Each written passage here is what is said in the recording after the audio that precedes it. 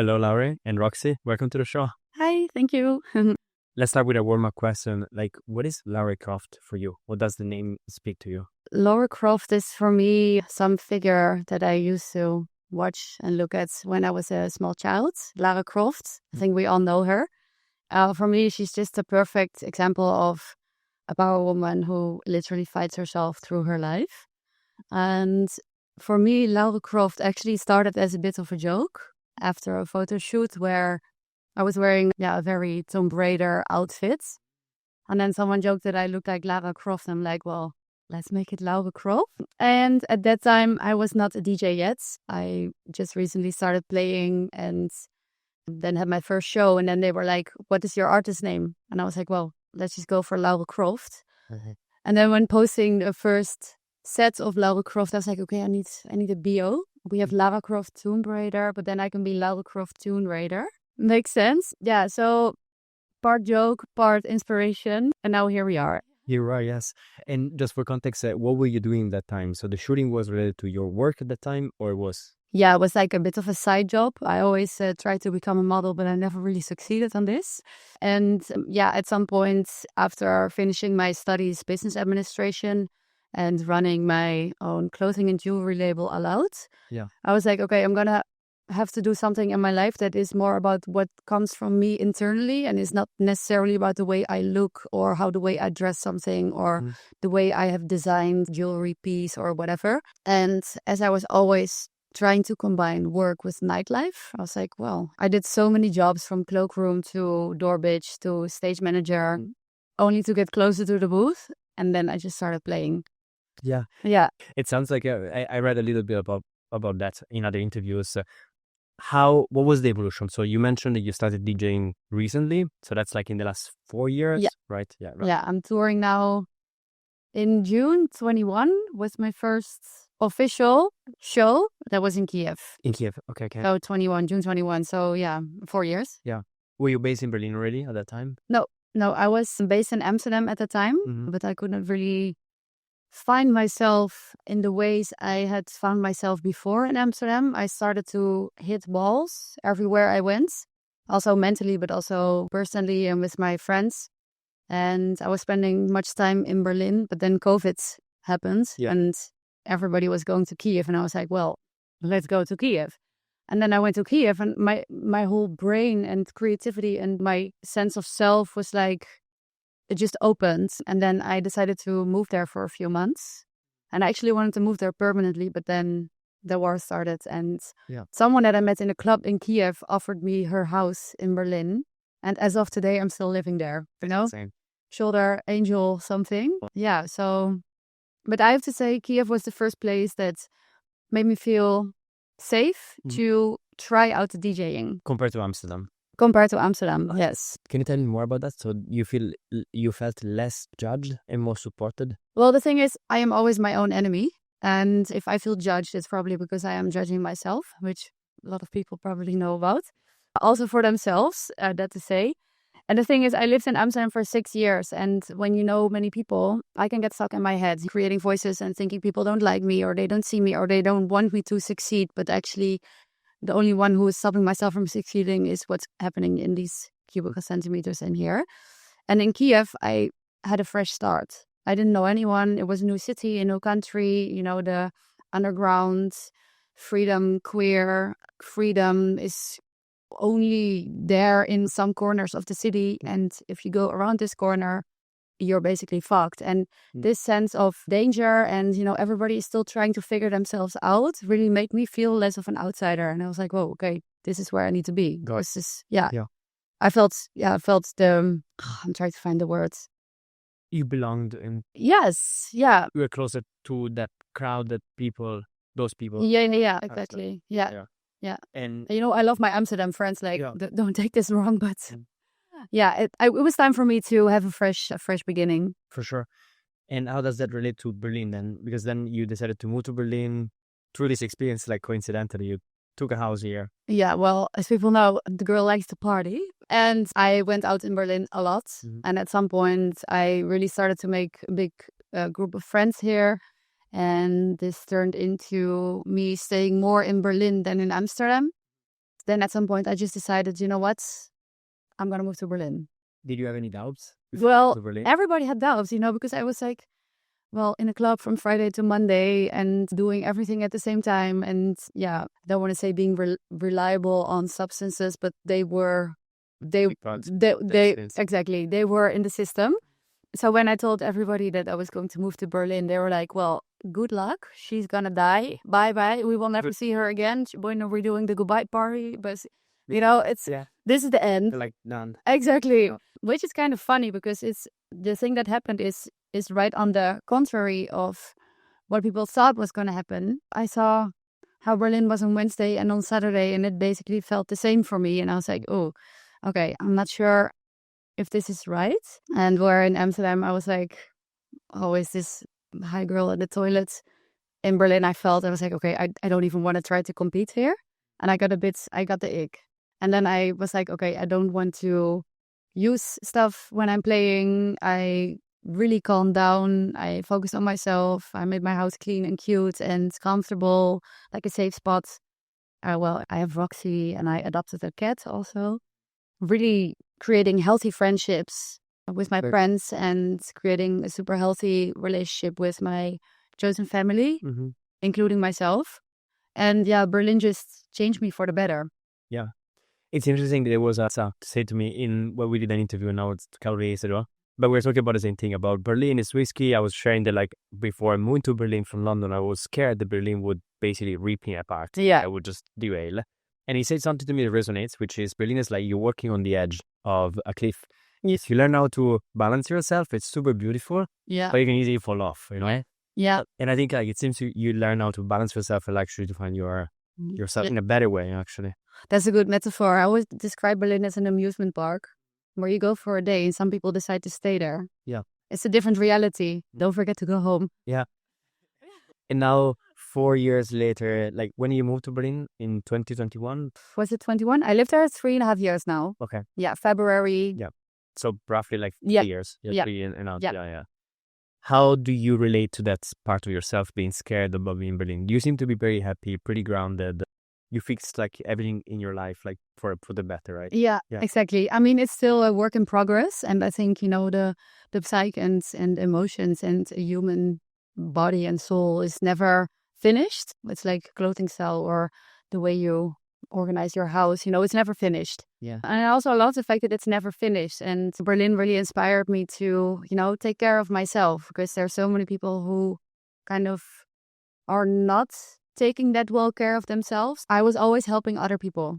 And this place really made me realize well, Laure, it's time for you to start helping yourself and become your own best friend. And, the rest will follow. Mm-hmm. And I still struggle because, I still think people don't like me, they think I'm weird or, why are they saying something about my outfit or my music or I'm not good enough or everybody has these doubts probably, but sometimes they can get the better of me. Yeah. But it's getting better. Yeah. Yeah. What has helped you to get better at it? Well, it's super speedy, but I love to clean my house with sage and Palo Santo. Have my little moments, reclaim my energy. I recently started boxing also. After my first boxing session, I started crying. Everything came out. Emotions a release. Exactly. And whereas I always would, numb myself and go to a club, take drugs, alcohol, and then recover from a hangover, I actually decided half a year ago that I stop using drugs because it just doesn't really serve me anymore. Yeah. And I started relying on my own energy. And it's kind of funny because now I'm in clubs and I'm so hyperactive because it's me. People actually think that I'm more high than when I used to take the drugs. So yeah. Yeah, it happens but there's a lot to that. Yeah. Exactly. And apart from this, I sought help with psychologists. And I have a lovely agent, Misha from Triangle, who I can talk with him for hours about life and underground and substances and, the self and self-love and everything. And he really helps me a lot. He's also, he went through similar stages. Yeah. So he does good work and he's also a big brother for me who can help me out with topic like this. He's such a nice person. Yeah. Yeah. I always love We love Misha. Yeah, it's great. And I wanted to ask, I want to continue on this thread, but one question that emerged for me was how how in touch are you with your emotions? Because you alluded to like with boxing, you managed to release. Yeah. So, well, emotions, they can make or break anything in life, but I also feel that without emotion and without love, what are we? And I am always still this little kid who feels a lot. I look like a grown-up woman, but inside there's this small kid who feels everything and senses everything. And yeah, I love emotions, but in one day I could go from crying to laughing to, feeling neutral. But I never want to be one of these stages all the time. I don't want to be always happy or always sad or always neutral. So I'm always looking for these little dopamine thrills, internal rewards, external rewards and motivation, which also translates into the thing that I'm doing, where I would make jewelry and sell this to people or give this to people. It would make them happy. But what I do now is I sew together a few tracks, and it brings people in some sort of ecstasy where we can have a emotional conversation. I always like to, physically communicate with a front row or with a crowd or even with words or screaming or, whatever. But sometimes it's just a look in the eye or just a feeling when you close your eyes. Music really brings out the best in me. And because it brings out the best in me, with the best, I don't mean positivity. The best, I mean being one-on-one with my own emotions. Sometimes it's also sadness. And when I can bring this out, I just feel that everybody is feeling this. Also my music comes straight from a record. So I touch this, I put my energy in there. Yeah. Neil records it. People feel it. It's different. I love it so much. I can almost cry now, but I love it so much that I can say that I can do this, Yeah. What do you tend to feel the most when you are on stage and performing? This is a roller coaster. I'm talking about an amusement park of Berlin. Yes. When I'm in the booth, it's a roller coaster. And, I'm always chasing best conditions. For example, I love to play at RSO in Berlin. Perfect conditions. I can play almost without my headphones because the sound, the frequencies, I hear everything. And it's even so good that sometimes I'm playing tracks that I've played 20 times already. And I hear it in RSO. And I'm like, there's another synth line. Yeah. It is crazy. It's crazy. Another example, the Basement Club with the Luster Club in Madrid, idem dito. It's so good. They even have like isolation in the booth where you dance on, so it doesn't make any sound when you're stomping. It's insane. But I'm always chasing the perfection of booths like this because that means that I can actually do my job. My job is not problem solving or feedback fixing or EQing for feedback fixing or rumble avoiding, Yes. And that is like 80% of the shows still, it's the case. That I'm more problem solving, jumping needles, the booth is not disconnected from the stage. That's always why I always go for a sound check. Yeah. And exactly. For people who don't know you yet, but you only play with vinyls. So, only vinyl. Yeah. So it's even more important for you because there's so many things that can go wrong and make your life much harder when you're on stage. Exactly. Yeah. And sorry, you were saying something else. You were continuing. Sorry. No, I was rumbling. Hey, so I'm very curious. Let's say you go to a gig. Sorry, so it's the perfect example. It's like the latest model of the latest software that like works really well. Yeah. Optimized for the DJ. Yeah. For the audience. Really good sound system. Yeah. And it keeps getting better. Exactly. Amazing club. Yeah. What happens if we don't need to mention any bad experience, but when the situation is not perfect, how does that affect you when you get there? Well, I always say I'm trying to not let it affect me personally, but I do take it personally because I'm the one standing there. But, people in the crowds, they kind of always know if I'm playing vinyl or not, or like if an artist is playing vinyl or not. And if they hear needles jumping, they're like, oh, wait a second, I think she's playing vinyl. Yeah. And there's actually never really a bad thought about this. I mean, if it happens like every 10 minutes, it gets annoying. If I'm in a crowd and I hear a vinyl artist playing vinyl and I hear jumping needles all the time, I go to a different stage. Like, if I love my vinyls, but I'm sorry. It needs to sound good. And I never really promote the fact that I play vinyl because I'm not a vinyl elitist. I mean, I do release my records from my label on vinyl also because I want this to be there, at some point we're all dead and this is going to be there. But if somebody wants to play a 2-deck digital set and it sounds perfect, well, do it. If you want to sing and play a live set, do it. Like if you want to play vinyl with digital, do it. It's just for me that I feel so much with playing vinyl that makes why I'm doing this. But when I'm playing at this gay underground party and everybody is dancing on the booth and I have to play next and I'm going to have to be the one to tell them like, you look fucking cute, but you're gonna have to come off. These are the moments where I hate the fact that I play vinyl because I'm like, oh, it just kills the vibe. Yeah. But then I create a new vibe, so it's fine. Yeah. You reset it. Yes, and reset the vibe. Yeah. And going back to what you said before, so when you have very good conditions, that's when you give your best, like, and you feel a lot of emotion. So in the same set, let's say it's a 2 hours or longer set, you manage to feel a range of emotions. And do you think, is that the reason why then people resonate with you? Because they see you feeling this stuff? Yeah, exactly. I mean, I really had to learn to not get angry. In what sense? Well, if I have jumping needles, sometimes I'll be like screaming in the front row. It's like, well, what is happening?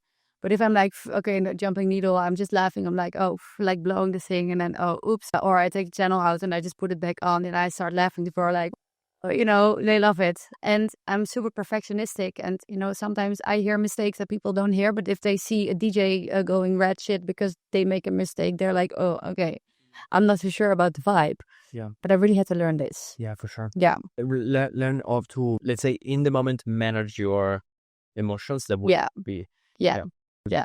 Anger management. Yeah. Is there something that makes you feel powerful or makes the perfect experience for you when you see a reaction in the people? How emotions you want them, you would like them to... I mean, I'm a resident of Kinky Sundays, and one time I saw people just fucking in front of me, and that felt powerful. I was like, oh, they don't even care about leaving me here because they find the music so well. They don't even bother going to the darkroom. They just fuck right in front of me. I know it's... Big beside this in Berlin? Or Hamburg. That was in Hamburg, yeah. Okay. In the old Paul. Yeah. Yeah. Great. Yeah. What's the party about? Is it a Sunday party or a day? Well, Kinky Sundays is, it's on Sunday. And it's kinky. It's gay, it's kinky, it's queer. It's just open-minded. They don't even communicate door policy. Everybody just knows. Yeah. And you see people, literally people in a suit who are like secretly kinky and gay, to cute girls in baby doll dresses, to me just wearing underwear when I'm playing in the booth. Very cool. Yeah, it's a super no photo policy. Mm-hmm. I think they don't even put stickers anymore, but everybody just respects. But I'm not 100% sure. Yeah. How did you become resident? Were you going to their parties before you became resident? No, Thorsten, the owner of Kinky Sundays, it was so random. I was booked for Kinky Sundays. This is like 3 years ago, the first time. And I arrived at the club in Hamburg, and we saw each other, and I was like, hey, baby, how are you? And they were like, wait, we never met.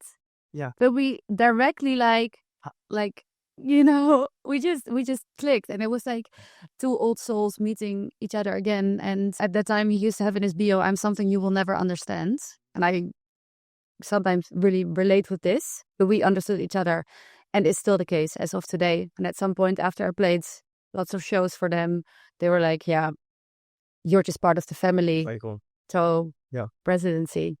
Super nice. Yeah. How does that help you or evolve as an artist? Like, because being a resident is frequency of parties, right? Yeah. You play more, you understand the crowd, you understand the club. How does that help you grow? So, for me, I love the fact that I am tied to gay, queer underground. Mm-hmm. I'm an ally in a heterosexual relationship right now, but I used to have a relationship with women and experience a lot. And I just really think that underground events are so important for people to discover themselves, discover their friends, experiment with life. And as how much I love to play a bit more commercial festival, I think for me it's just perfect that I will, for the foreseeable future, when I'm a resident also with Kinky Sundays, I am directly tied to gay queer underground. Yeah. And from this show also comes other events. I'm going to play for Gagan in KitKat in November. And the shows for Pornceptual, for example. I love to play for them, and I have another one coming up also. So, from also showing that you really vouch for, the hardcore gay queer underground also leads to other events. And I think it's just important. Yeah. And is you just explaining like why you tend to focus on this underground community and I mean, you are queer, right? So what is the thing that compared to other spaces, I think in Berlin, we're very lucky because we live in our great bubble. Yeah. But like if you look at other cities, I don't know so much about Amsterdam to judge it, but then what is it that is different from a normal party that is now queer folk?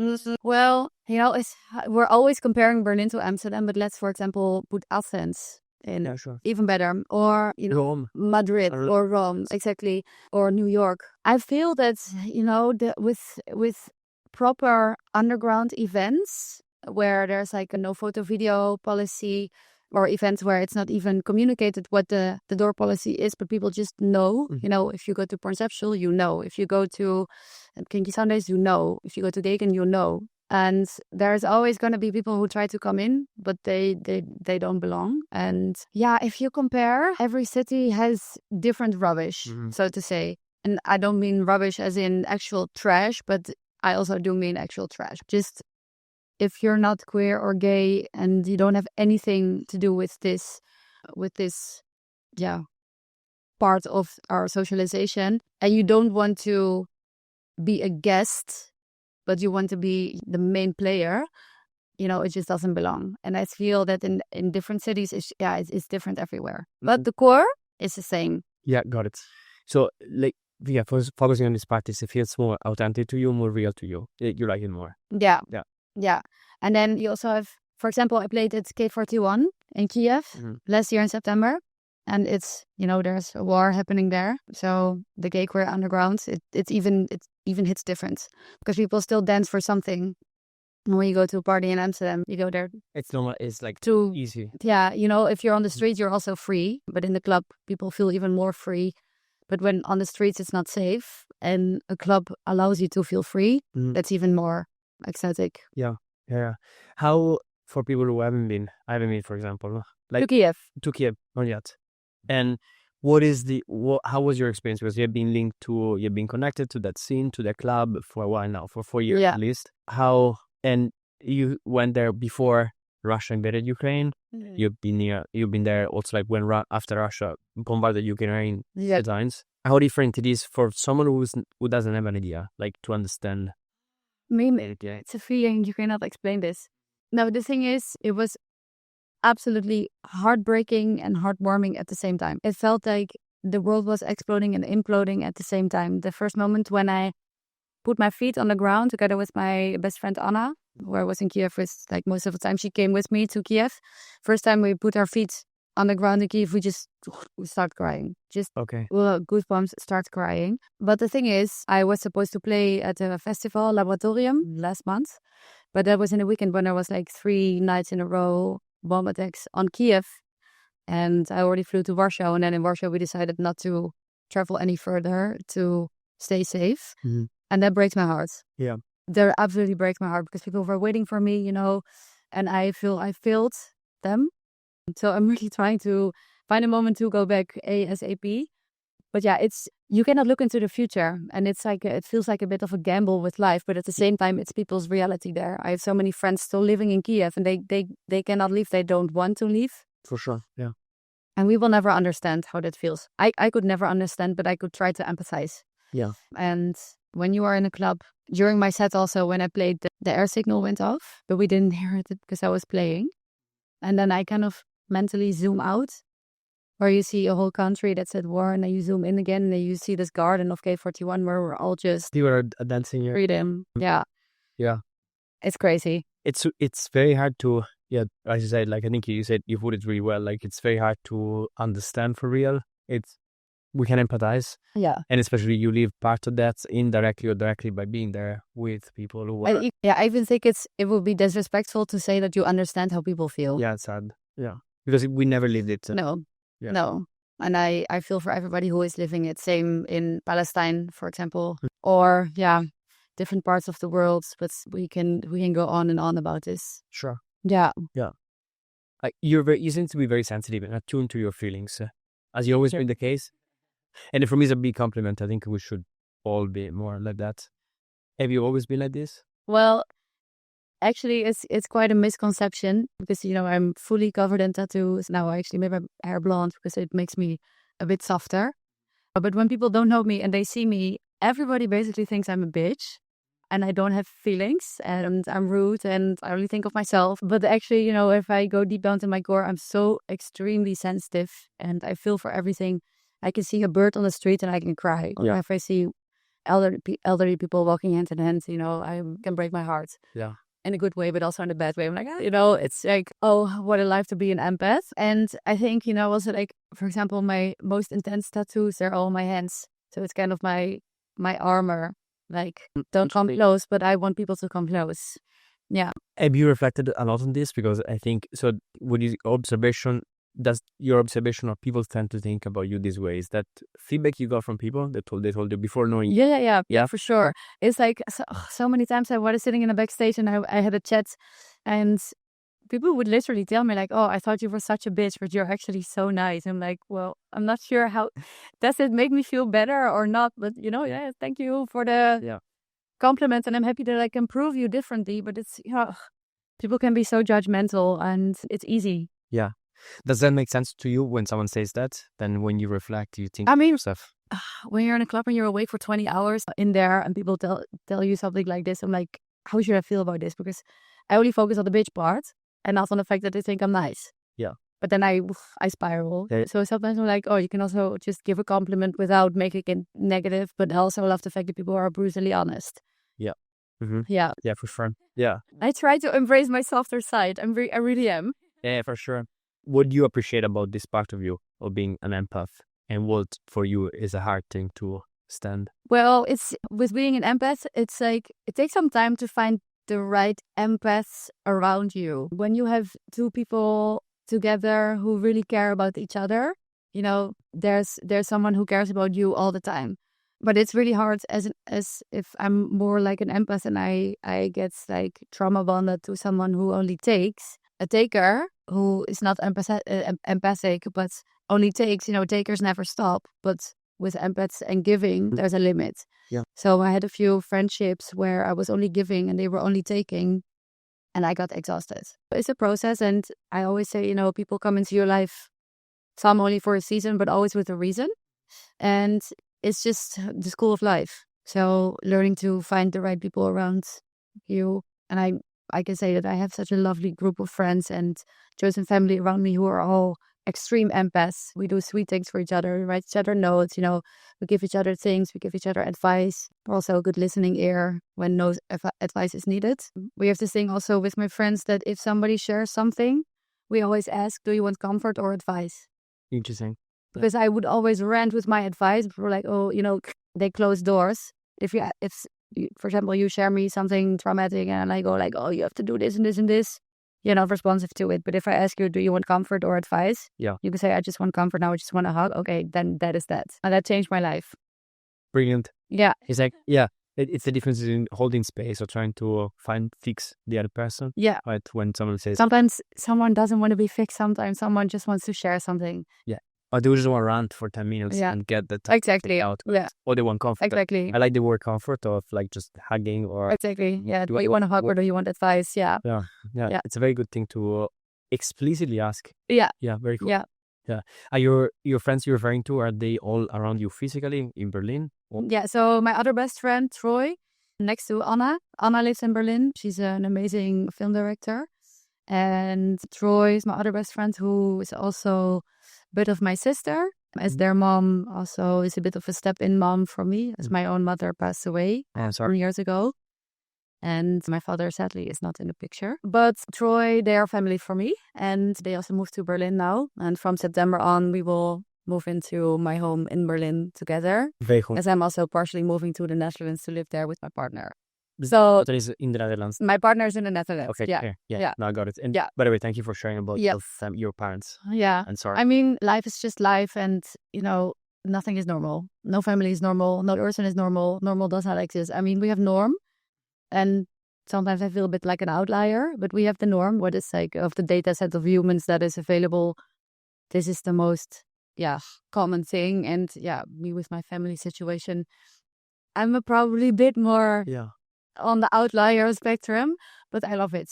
And Troy is helping me with touring, making content. We started Rødhåd, which is like a curated vintage shop, which they are completely managing. So very cool. Have you heard of Gabor Mate? Is a trauma therapist, quite famous now, very old, like 78, 79. This rings a bell, yes. Yeah. An amazing person. I would highly recommend it. I think you would resonate with his work. Yeah. And there is something you also wrote a book about it called The Myth of Normal. And Yeah. basically it says the only thing that you can call normal is like in biology parameters from which if it's not normal, you're dying essentially. Yeah, exactly. And then he says everything else in life is like you can say it's the average person behaves like that, but like this is so interesting. it's so cool. Yeah. Oh, this is interesting. Yeah, I'll tell it to you because I amazing person, really. And I already see the chart in front of me now. Yeah, exactly. And it's like, being an ally for marginalized people, like marginalized people, we're outliers, but we're not dying. Yeah. We're living and leading, Yeah, exactly. And then the point that you want to make is that don't feel you are wrong just because you are not like the average person, Super cool. Yeah. And I wanted to ask something because you said in an interview that when you were growing up, you felt you didn't belong in the environment you were in. How do you relate to that statement, to that feeling? Well, yeah. When I was young, I was just a fucking weirdo, and I'm still a bit of a weirdo. But weirdos are cool. When I was a kid, I always did my own thing, and I never followed any trends. I never tried my best to fit in. So I was heavily pushed out and bullied, even by teachers and my own family, and it was rough. I'm laughing now, but I could cry. But I just felt weird, my sister always had her friends and everything, and I just had my music, my piano, and I started skiing and snowboarding indoor, and I was like the tomboy, and I only had the boys as my friends, but they were also rude to me because I was a girl and you're young. So it was just strange. And my mother once told me that I should not change who I am because that someday in life it will get me where I want to be. Mm-hmm. And then I was like, I want friends now. I was a devil as a child, probably also because I was scared and I didn't understand.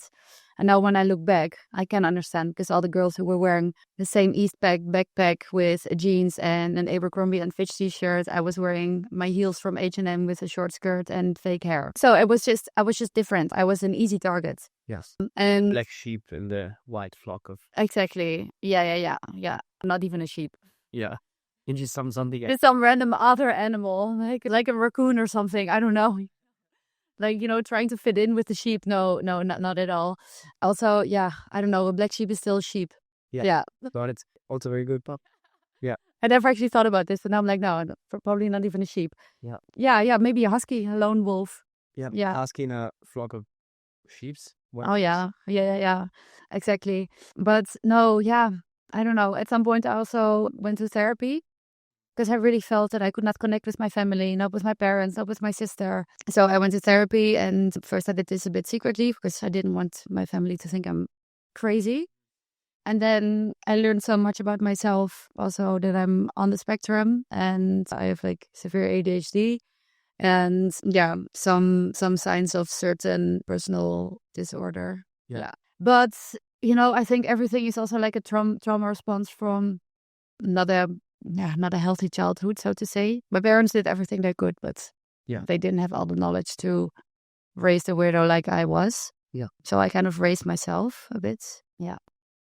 I have so many other questions. Yeah. There's so much here. I'm sure we can go into a lot. So maybe the first question that I would have is the ADHD and then being diagnosed as autistic when you were 23.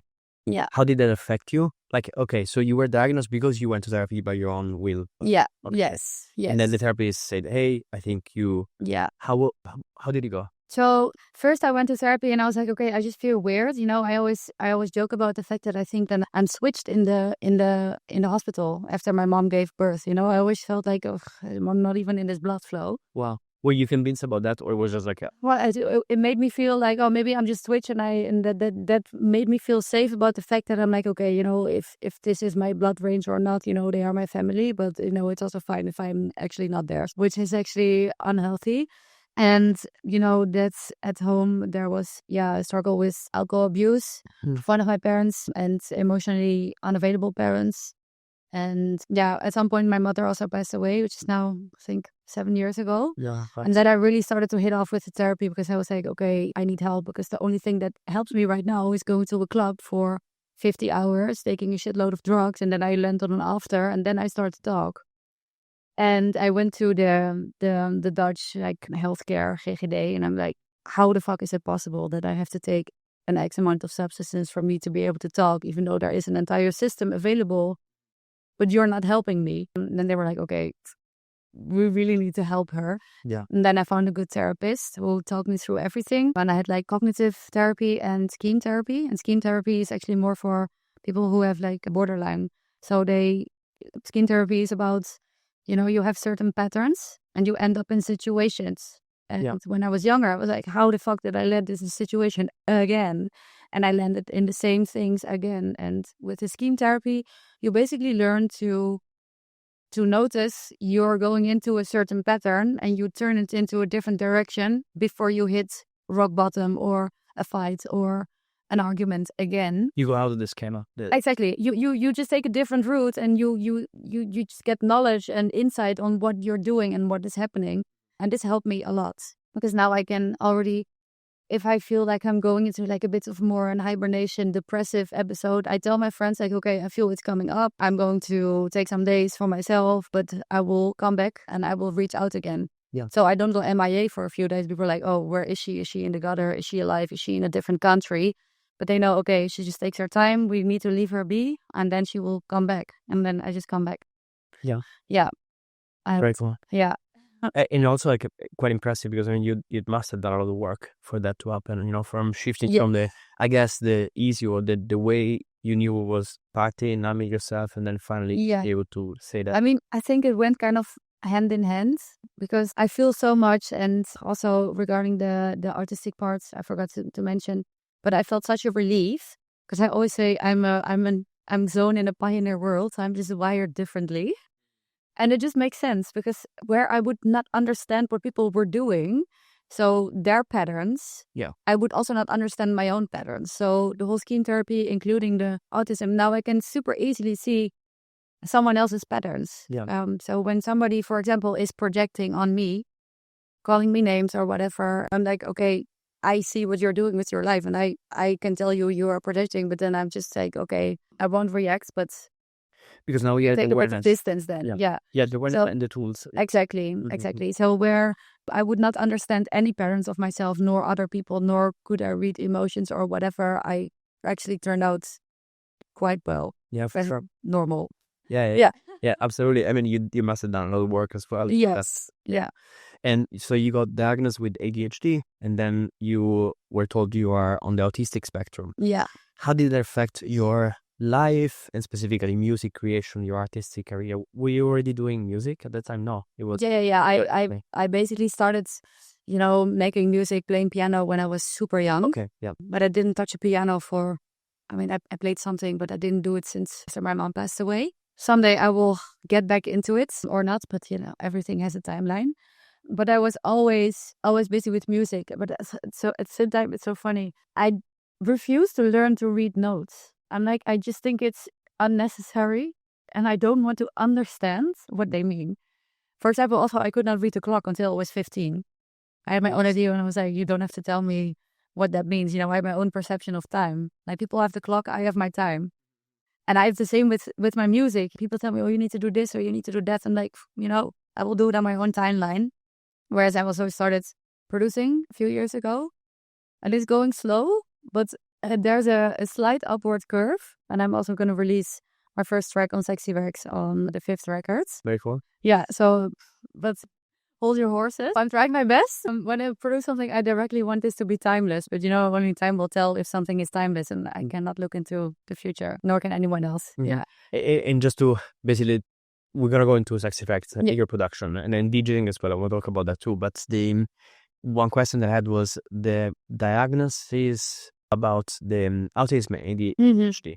Did that make you feel relieved because then you knew what that was? It was such a big relief because I always felt so strange and I didn't understand people and people didn't understand me and I just felt like an alien. And when I got the diagnosis, first they were like, we don't know what to diagnose you with because I had not borderline, but a bit of borderline. Not manic depression, but a bit of manic depression. Not bipolar, I don't know how it's called in English, bipolar thingy, but a little bit of this. And it was just and then I also had a interrupted trauma and grief cycle after my mom's passing and emotional abuse at home. And it was just such a big thing where they were like, okay, we don't know what to do with her. And then I went to ADHD Centraal in Amsterdam.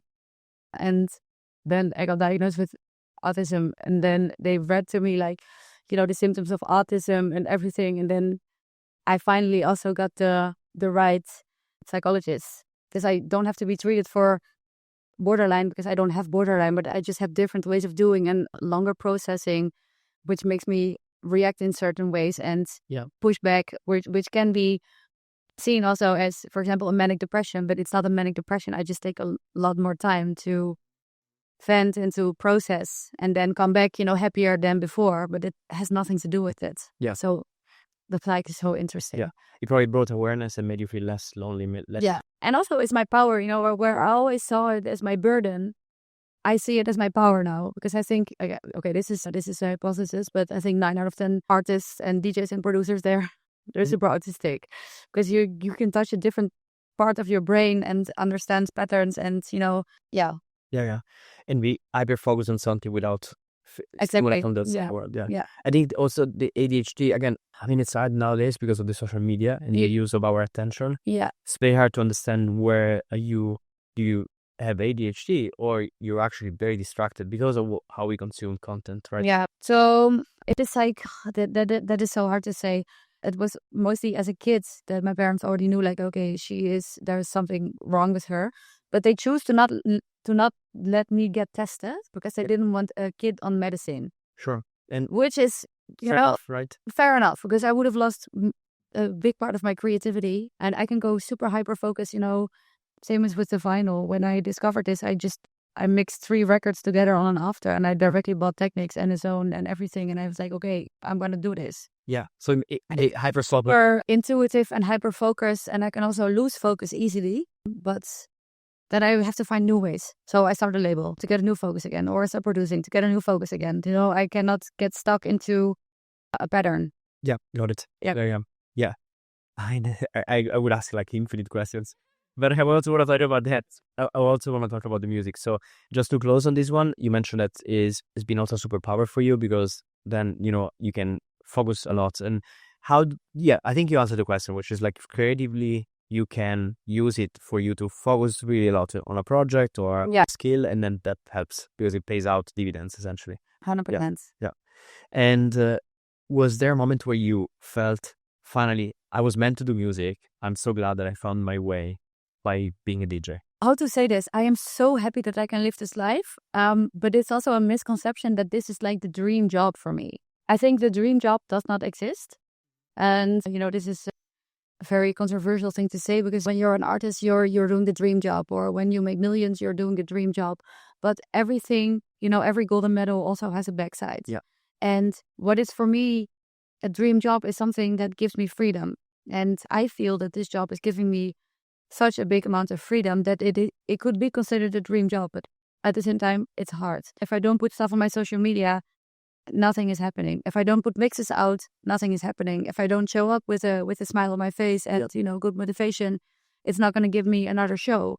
So it gives me a sense of creative freedom, but at the same time, it's such a hard market, because I look at other artists and I'm like, oh, they're doing so much better. They're so much cooler. They can do so much more with the digital sets, or their label's going so much better, or they're selling at this shop and I'm not selling there. And it can be a hard thing because I'm always in the spotlight. Comparison, to someone who goes to an office job and does a nice marketing job and has nice colleagues to have lunch with, and then goes home and chills on the couch. And the grass is. I have respect for people like this. I wish I was more like that. Yeah, I think everybody has it. Everybody has something. So people who do a more organized job of just, okay, they arrive at their work at 9:30 in the morning and they leave at 6, and they have nice colleagues and they go on holiday 2 times a year, and sometimes they go out in the weekends and go shopping with friends and have some dinners. That's life. But they're like, oh, your life is so cool, and you're traveling the world and you can see everything, and you're always in clubs and blah blah blah blah. But I'm like, oh, I wish I would have a normal sleeping pattern, and I have a sleeping pattern, because I have no sleeping pattern. If I go to Asia and Australia and I come back, I have no jet lag. Yeah. Because you're so used. I'm so used to having random nights, and I really try to have a good sleeping pattern. But to come back to what I'm trying to say is, we always look at other people and think that what they have is better. But I think there is such a big art in creating true connection with yourself, what you're doing. So me with myself, what I am doing. And there's these small moments when I'm in a club and everything is correct and the crowd is vibing and people are dancing and I see smiles on face and eyes closing. That is the moment that I'm doing it for. And I will take the sleepless nights and the missed flights and the delays and all these things, forced posting on social media. I will take it for granted. Mm-hmm. Yeah. Very important, because then it means like I think you always have to pay the price of something, right? Whatever. There's always, there's yin and yang. You cannot always be happy, because if you're always happy, then that is also sadness at the same time. Yeah. And some people hover between, if you have a scale from 1 to 10, some people hover between 4 and 6, and I go between -1 and 11. Plus, yeah, exactly. Yeah, plus 12 maybe for them. So very aesthetic, but then I will. Yeah, for sure. And you mentioned before, you touched on comparison. How do you manage whenever you get these thoughts that you start looking at other people and then you start feeling shit about yourself? What it put out? I hate it so much when this happens. But then I always think of my advice I would give to someone else. And I'm always like, don't compare yourself to others. Compare yourself to yourself of yesterday. Mm-hmm. And then when I get, I really don't want to join jealousy club. So if I'm watching post of a certain artist and it looks so good and the video is great and the color grading is perfect and the vibe is screaming and I felt like, oh, I wish I was this, then I place a comment, I'm like, proud of you. And then the whole jealousy act just directly falls off, because everybody deserves their success. Yeah. And I think the market is also big enough for everybody to have a great success. And I think we should all allow people to feel the freedom to have success. It's not the me game. It's without each other, we also won't have this ecosystem of nightlife. Yeah. And for someone who is, so if you look back at your past 4 years of experience, do you consider yourself successful? Also, I think we should define what success is for you. Yeah. And then the second question is that, do you consider yourself successful where you are right now? Yeah. Well, I consider myself successful. Yes, because I am proud of myself and I am doing this. So yes. Yeah. Hell yes. That's so good. Exactly. And this also comes from, if I would compare myself now to 4 years ago, I'm a different person with the same heart and the same soul. 4 years ago, if I would have seen me today, I would have been like, well, what the fuck? She is amazing. I wish I could be like her. Yeah. And now I am like her. I am that, Yeah. And, I used to look up to other artists and think like, oh, I wish maybe one day I could be like them. And right now I am like that. And for some reason, I get a distraction where I don't understand 100% my purpose of being here. What is my destiny? Why am I here? And this question is like striking me in the past months. Like, what is my end goal, And then I think of me as a little girl in a crowd watching a DJ and being like, what is she doing? When you were there. When I was there. And I just know that I can always cry now. I know that there is people in the crowd who might look up to me and think like, oh, maybe one day I can have myself figured out and I could do this too. Not to put myself on the pedestal, but you know what I mean? And that is like, I'm rediscovering nightlife also as I stopped taking any substances. So I'm reinventing myself. And I know that in a few years from now, I will probably be a mom, because I really want to become a mom also. Yes, but that's a different type of purpose. But I also feel that if I circle back to being proud, I'm proud of how I am with supporting up-and-coming artists as well as well-established artists, and proud of how I am establishing and supporting my own life. Yeah. Inspiring and aspiring everybody to do the same, because, if I can do it, everybody can do it. For sure. And I'm 100% sure that you already are inspiring people and you don't even know. I really hope so. Because, think about it. I was thinking about this the other day. Like, so many times I'm inspired by someone, but not necessarily I have the connection, the time, the energy to go and tell them, like, what you say in this podcast or interview or piece of music really inspired me. This person might not never ever know, what I feel about them, Yeah. You know what I mean? So if you're playing in front of hundreds of people, thousands of people every weekend, I'm pretty sure there is someone in that audience, maybe a female, potentially a fainter, who is like looking at you and say, holy shit, I want to learn how to DJ to be like her. And also men. Yeah, also men. I mean, it's everybody. Like, and sometimes I also receive super cute messages on Instagram. A few days ago, I received a message that was like this long of someone saying like, how you do this with your music and how you create a certain tension and release within your sets, and that only with vinyl is just so inspiring, and the ease at which you're playing. And I took 2 friends with me to the techno party, and it was their first show, and they are in love, and I just want to let you know this. And then I also showed it to my partner, and I was like, someone actually took the time to write this to me. And I was like, okay, where's the guest list question? No, it's not in it. Because always when people give compliments, like, oh, by the way, I see you're playing at RSO, can I have guest list? And then I'm like, okay, yeah, sure, I will put you on the guest list. Thank you for the sweet message. See you on Sunday. But this was just a sweet message with just a compliment and stating gratitude. And then I'm like, oh, could maybe potentially change someone's life. For sure. I did the same when I was young, writing messages or giving compliments to artists. And one time also, I remember I gave one artist, a Dutch male DJ. I'm not going to say the name, but I gave him a compliment, and he just looked at me and was like this. And then I thought by myself, if I'm ever an artist, I will never be this person. Yeah. I will never, ever be this person. And it drives my friends, including myself, crazy sometimes, because if I go to Berghain, every 5 minutes, someone comes up and like, oh, yeah. And I'm like, oh, I just wiggle my tail as hard as they do. And sometimes this exhausts me, but at the same time, it also gives me new energy. Because what is for me 1 in 1,000 chats is for one person a chance of 1 in 1,000 of a chat. And I think people need to understand that it takes courage and effort and motivation to speak out. Yeah, and that is possible as well. That is possible. Yeah. And Sexy Rex. Yes. I want to talk about that. Yes. That's the reason, I knew your music, your sets from before, and then I think a few months ago you announced I'm going to launch Sexy Rex. Yeah. I reached out to you to say, hey, shall we do this interview? Yeah. Tell me more about why you wanted to start it right now. And for me, it's just so easy sometimes.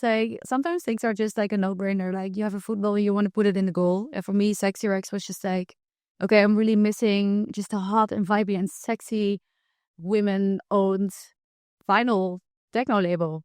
And, also to the women who have a sexy, hot vinyl techno label, if you have this, and I don't know of it, please send me a message. I'm happy to learn. But I was like, okay, I really feel that, no offense, because I love men techno. I love the labels that I'm playing so many records from, SK11 to Kyiv Vinyl to Vault Sessions. I love all the music and I love the men behind it and I love what they're doing. But I was like, why is there not something more elegant? Mm-hmm. Yet providing super dance floor proof techno electronic music. So yeah, I was always screaming, keep it sexy, and in crowds still, people are like, oh, keep it sexy, and everybody just does this. It's a bit of a slogan, and it's also a way of life, I think. And then Sexy Rex was just a no-brainer. I mean, it rolls nice off the tongue. Yeah. And artwork is also from me, with like the woman. And yeah, I don't know, Sexy Rex for me is just a way for me to be nerdy behind my laptop. Because where I'm an artist, I'm always in the spotlight and the social media and everything. But with Sexy Rex, I could be the nerd and I can have a bit of the thing that I was doing with my clothing and jewelry label. I can have that also. Yeah. Is there another creative outlet that is? Yeah, creative outlet with a bit of a nerdy aspect. Yeah. Yeah. How do you select music for now? Well, it's basically, I'm such an energy person. And actually, all of the music that I release is from people that I meet in club toilets, or I play shows from their events, or we run into each other in a restaurant and we have a good conversation, and we come onto the producing parts. So everything is like an energy exchange, and I want to push this on Sexy Rex also. I always put at least one Flinta artist on every release, and I really try to do cross-infection on various artists' releases where you have more established producers with producers who have their first release. Yeah, wow. So I have now a few people who have their first release and it's directly on vinyl, and it changes lives. Yeah, I love that for sure. And you play for now only vinyls. I know Gagan will change this. Yeah, but you obviously decided on the label to do vinyls, but also digital and streaming. Later on. Yeah. What's behind that decision? Like, have you ever considered just doing vinyl? I mean, yes, but I always say Sexy Rex is for everyone. And if I would only put it on vinyl, I would exclude such a major group of people who listen digitally and who play digitally. So it would be weird to say that Sexy Rex is to entice people to really find a limit of where they feel most of themselves. Yeah. What can be for me is sexy is to have total freedom on events, and I strip myself half naked and I run through the club. But for someone else, this can be, standing in the corner with a beer and like feeling a tickle in the brain and in the butt cheek, for example, and be like, "Ooh, okay, well, I love this," or this synth line, or this bleep, or so. The thing is, I love to play vinyl, but I'm not an elitist, and I have huge respect for labels who run their labels only with vinyl, because it costs so much money also, and the market is just less big. Yeah. And digitally, I love it when people play my tracks digitally. Yeah. Because it spreads to a much bigger audience, and some DJs don't play with bands. Like, exactly. Yeah, makes sense. Same as I don't play digital. Well, sometimes I'm going to, but everybody is different, and I think I don't want to exclude anyone from being able to listen to music. That's why it's also being put on streaming platforms, so we can use it on Instagram and on TikTok, and people can listen to it when they're riding their bike and they have like a playlist on. Mm-hmm. Yeah, it's accessible. Exactly. Yeah. Are you at the moment accepting demos from people you don't know, or you're going through? You receive promos? So much. Yeah. But then, sorry if I haven't replied yet. But for you, for promos, because you predominantly play with vinyls, if you get a promo that is a super nice track, but it's on digital, would you listen to it? Well, I have a bit of a confession. And so my partner Tony, who's now playing under name Claessens, but he's been releasing music for over the past 12 years or something, and he's getting into more of the hard techno scene now, and he's sending out lots of promo, and sometimes he doesn't get a reply. And then he was like, I saw how he felt about the fact that he didn't get a reply from one label, but he did get replies from other labels. And I was like, I'm actually doing this to everyone, because I don't even really check my email. Yeah. And I never really opened SoundCloud's DM. And then something crossed my mind. I'm like, oh, I don't want to be the bitchy label that doesn't even give a reply, because people take their effort in sending music and making something. So now I really try to read, listen, everything, reply at least. And this is also, for example, how I found Gina De Marchi. She's Argentinian, and now also has some shows in Berlin, but she sent me some tracks, and it's absolutely amazing. So she's going to be on the 6th release of Sexy Rex with the EP. So sometimes promo works, but a lot. Yeah, it's a lot here. You're getting a lot of stuff. Yeah, for sure. One more question, and then we go into the last part, which is the rapid fire questions. I think this is something you touched before. Also, we're talking about it, but you're touring, you're playing a lot. How do you manage to keep your health in check and also your relationships? Like, for example, with your boyfriend right now, or your partner, or your close friends you have a very close relationship with. If they're not DJs, if they're not working in the weekends like you do, it's even harder to actually make time for each other, right? Yes. How do you manage to still have be with them when it matters, going to their wedding, attend to their events, attend to each other, and be sane for yourself? Well, I think it's like when you find the right people in life, nothing is hard, and it will go automatically. And like always, like when I'm playing shows, I just bring my friends with me. So to start, sometimes I take them to nice festivals, or if I'm playing in the Netherlands, like they always come to my shows, and it's always so much fun.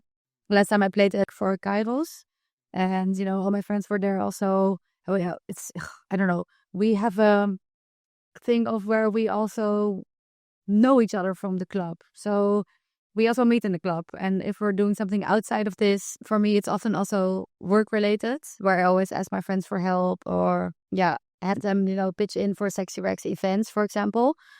And if it's not this, then we just meet up with the dogs. We go for a walk, over FaceTime calls. Like, we live in a digital era, so thank God we don't have to send each other letters or air signals or whatever.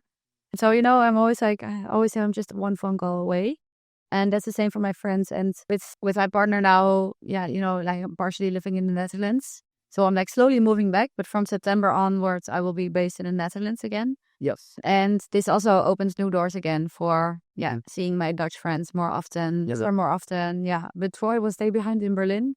But then when I am playing in Berlin or have to be in Berlin, I will see Troy again. So it's a bit more managing, but it's the same as, when you have pets and I'm going on shows, she's going to the babysitter, to Laure Croft. I've been watching her for 3 years. She's so cute. Yeah, see? The quietest dog, very, very. I think I have another one of our close friends that is also super quiet manga, Roxy. Girl, yeah. But it's like managing more outlets, and I think friends is just the same. But if you find the right people around you, you go with the flow. It will go automatically. And sometimes I don't speak to some people for like a month, and then it's also fine because they know. Yeah. Nothing has changed in here, you know? Yeah, but you're still close to beautiful. I think it's a big, like when you add that, like your life is automatically like 50% better, you know? Yeah. Your floor is pretty high already. Yeah, and I really honor my friends, and I'm such a loyal dog, so to say, because I know how it feels to not have friends. Yes. And it's the worst, not having people to talk to. And, my mom was right, about me not having to change because it will bring me the right people and where I want to be in life. And yeah, I have so many friends now, like sometimes also thinking like, whoa, that's insane. And also my friend group is basically from all individual friends, but now it became one big group. Converging. Yeah, where they are all chilling more also without me there. Yeah, super cool. It's perfect. Yeah. Like-minded outcast, so to say. Yeah, the husky is the black sheep blood in a white. All the lone wolves in one big pack. Yeah. Yeah, super cool. And so some last questions, rapid fires or whatever comes to mind first. What is a trait of your personality that is a blessing? What is a curse? Trait of my personality, the blessing is that I'm super caring, mommy vibes. And my curse is that I can have really explosive energy, which can also be negative explosive energy. That can be a curse. Yeah. As you buying yourself, or you other people feel it's too much. Well, yeah, I can just be like a devil sometimes. What drives you in life in 2 or 3 words? Techno, driving techno. Yeah, it's a good pun. Like fair enough. No one else. Yeah, no, love and driving techno. No, yeah, perfect. What's the first thing you do when you wake up every day? Drink coffee. Cappuccino with coconut milk from Alpo. Okay. Yeah. Yeah. Very explicit. No cow milk. Also no oat milk. No soy milk, but explicitly the coconut milk. Yeah. It's what makes it. And you were telling me before we started recording that is your only coffee per day right now, right? Yes. But sometimes I drink more coffees, but then I put decaf. Yeah. Yeah. Smart. Yeah. Yeah. What has been one of the funniest, weirdest guest list requests you ever received? Like just one time someone said like, I'm your biggest fan. And then this person was not even following me. And then I just said, well, babe, go cute. Bye. And they ask you for a guest list, I guess. Yeah. I get so many guest list requests. But people are actually, I have to say, are super respectful in the scenes that I'm in. They just buy their tickets and they support the promoters. Yeah. Yeah. Very cool. Yeah. Yeah. What has been one of the funniest moments as a DJ that you lived? Oh, probably where I was playing 4 hours at Kinky Sundays with New Year's and all the toilets were broken. And after like 1.5 hours, I had to go to the bathroom so fucking bad. And I was like, how am I going to do this? Because the only way to one toilet is through the crowd, but I will never make it with my record. So I pissed in a glass in a DJ booth. Oh, it's a skill. I just put my song to the side and I pissed in a glass and I put it under the booth and I just like stood back up and I put the record on. Yeah. So that's I mean, yeah, what's a girl to do? I mean, for a man, it's more easy. Yeah. Yeah. Yeah, for sure. Not all the places are like Bergen where you have a toilet just like behind you. No, it's an NTSC and now they fix the toilets, but at that time they were not fixed yet. So. No. What's the secret in normal situation where the toilet is available, like for a vinyl DJ? I bought now like one record with tracks from Oscar Molero. Yeah. Extended. Yeah. And the version, like one is like 10 minutes something. So I'm like, okay, that should be manageable. Yeah. So thank you, Oscar. Yeah. That is once again. Amazing. It works. Can you sing aloud one of your latest tracks? No, I don't think so. Yeah. No, that's gonna be hard. Yeah, I can try to do light love. Yeah, but it's gonna sound different. Oh, good. Yeah. Thank you. Yeah. If you were to choose one closing track for the rest of your life, what would that be and why? Yeah, I know how it sounds and it has a green and orange sticker on it, but I'm so bad at track IDs that it's gonna be a bit hard to say. But one closing track, yeah, maybe Heal My Soul from Anya. That's one that I can recall with the track ID. I played this when I played for Luster Club in Radion in Amsterdam, and it was 9:15, and I played Heal My Soul, and everybody was crying. My sister was crying. The people in the crowd were crying, and some fan even tattooed my own writing of Heal My Soul on his body. Wow. Yeah, because it was memorable moments. Yeah. And she's the Greek producer, right? Greek producer and DJ. Yeah. She's great. I love her. I love her. I'm going to say 19 September, I'll play with her in Paris again. And I'm probably looking forward to my birthday. Super cool. Yeah, she's super cool. Great. Yeah. And what is a guilty pleasure track of yours that you would normally not play in a set? The bells. Mm-hmm. No, bells. Too much. We played. But it's mastered so loud. So always when I play this track, I need to put the gain like halfway down and it's still loud.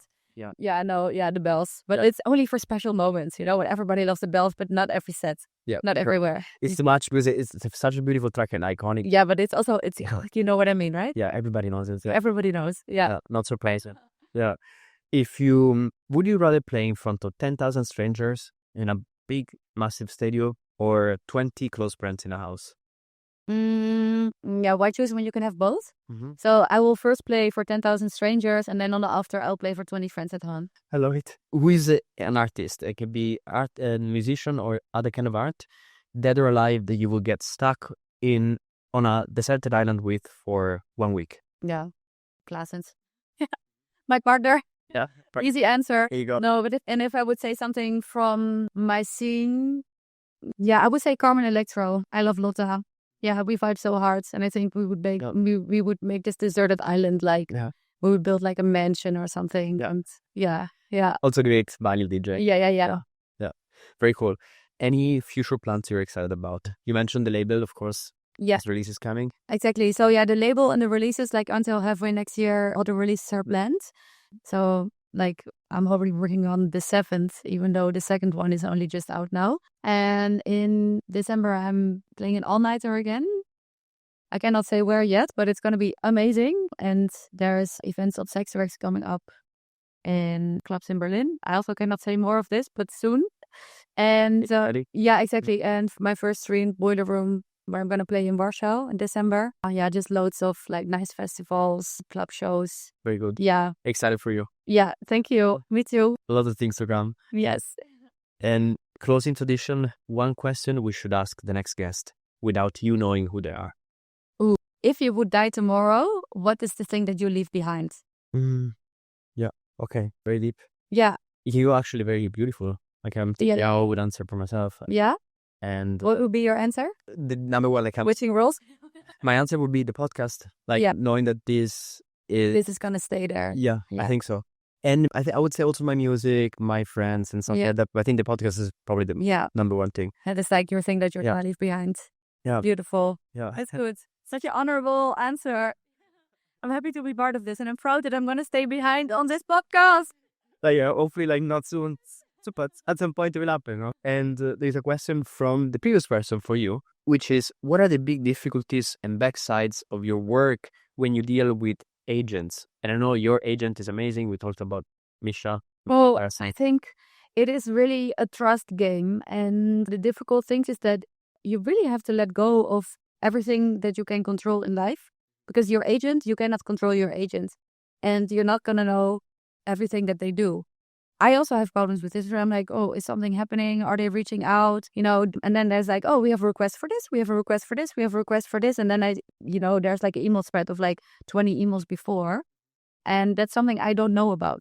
Right. So it's really a big learning game of trusting the person that you work with. And some people are in it for the wrong reasons, but there's also lots of people who are in it for the right reasons. Yeah. Very good. Yeah. Laure, super nice to have you. Thank you. Thank you so much. It's been a great chat. Very inspiring. It was amazing. Thank you. Pleasure to have you. Yeah. I have the feeling we will continue talking for the rest of our life. If so, we don't stop this episode now. We should do part 2 at some point. Can I give you a hug? Of course. Yeah.